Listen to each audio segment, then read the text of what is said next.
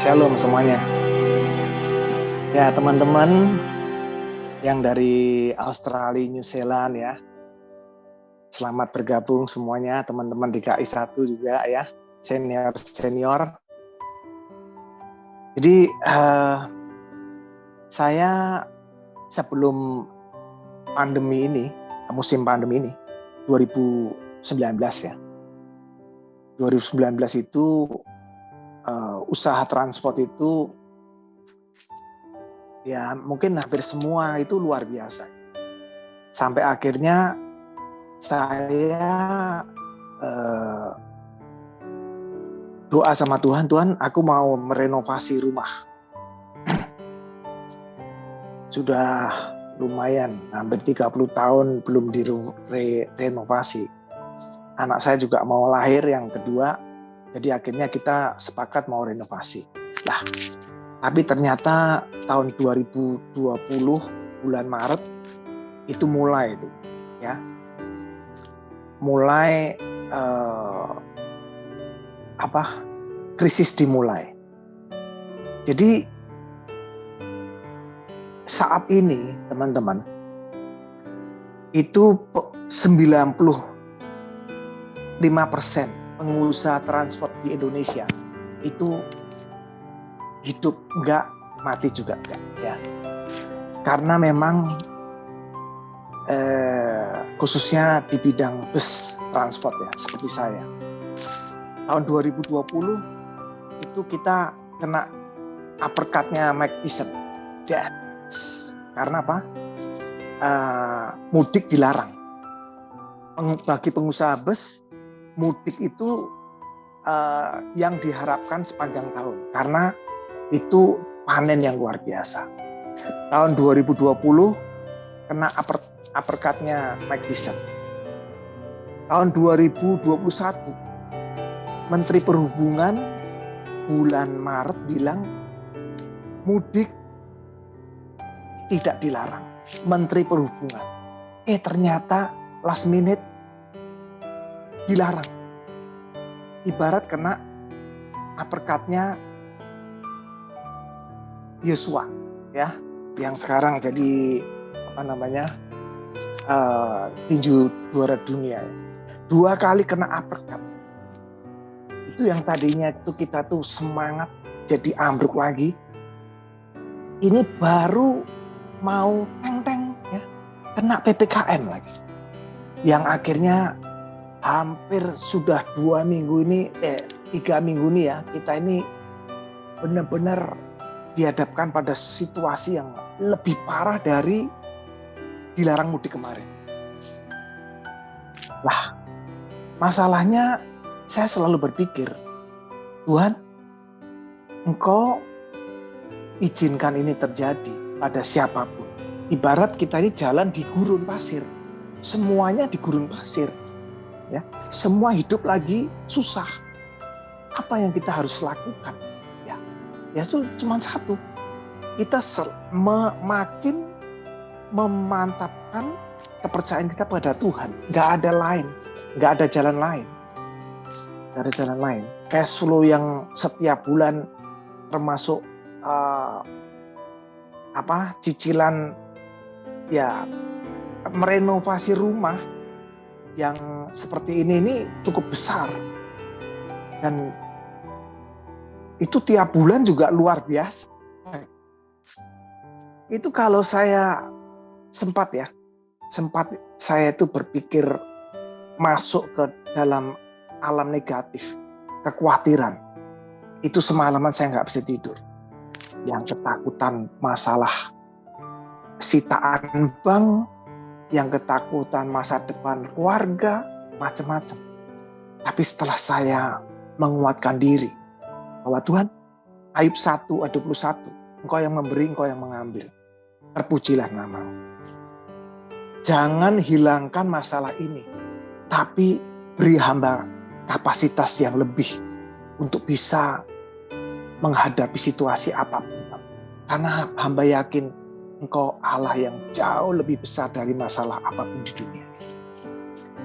Dari damai yang diberikan Tuhan setiap hari, ya, Ini yang menguatkan kita dalam menghadapi perjalanan di gurun itu, yang semua juga akan mengalami.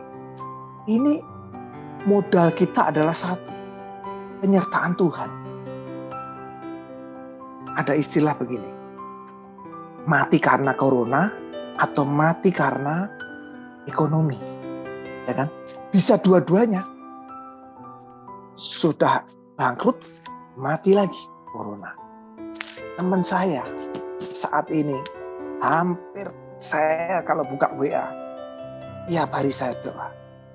Yang butuh plasma donor, yang ini saya tanya komorbidnya apa, diabetes. Waduh, saya benar-benar,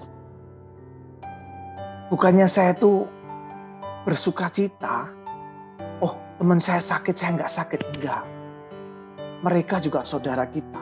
Saya merasakan banget rasanya kesusahan, masalah ya. Di saat ini lagi sakit, lagi bisnis macet, sakit, ya kan? Waduh, luar biasa. Bener-bener ini teman-teman ya, kalau kita ini nggak punya Tuhan Yesus ya, saya yakin saya gila. Karena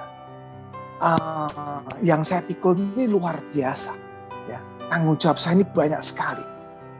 Nah, di saat kita tuh sempat nggak kuat, ya, Tuhan kasih penghiburan. Jadi tahun 2013 kemarin saya ngangkut antar jemput doa bersama puasa di gereja saya.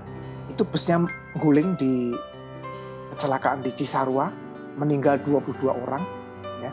Salah satu istri, ya, salah satu suami dari korban ini namanya, itu adiknya konglomerat Jakarta. Itu nuntut saya 10 miliar karena kematian istrinya di kecelakaan itu. Pengadilan negeri, ya, saya dari 10 miliar 326 juta. Itu yang 10 miliar dicoret. Karena hakim bilang ini pemerasan. Nah, kita bicara tinggal 325 juta. Terus akhirnya tok 305 juta. Kayak teh botol, kuaci, ya, itu dimasukin semua. Dituntut ke saya, dicoretin hakim semua. Nah, pengacara saya juga pengacara senior yang setingkat dengan Pak Oce itu membantu saya free, ya. Itu juga pertolongan Tuhan. Nah, pengadilan negeri saya suruh membayar 305 juta. Saya nggak mau. Karena waktu itu ada Malaysian Airlines jatuh, ya, ditembak sama Rusia. Itu satu orang dikasih ganti kerugian 5.000 US dollar. Kira-kira 75 juta.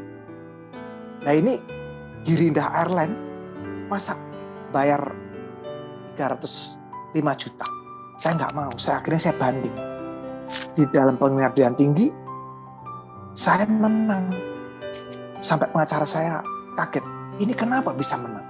Saya dibebaskan dari tuntutan. Ya.